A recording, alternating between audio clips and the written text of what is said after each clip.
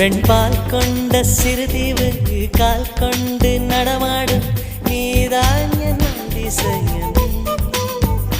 உலகில் ஏழல்ல அதிசயங்கள் வாய் பேசும் பூவே நீ எட்டாவது அதிசயமே.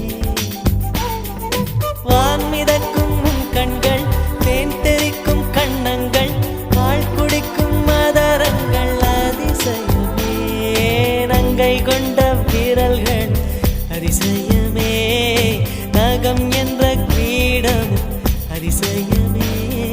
அசையும் வளைவுகள் அதிசயமே.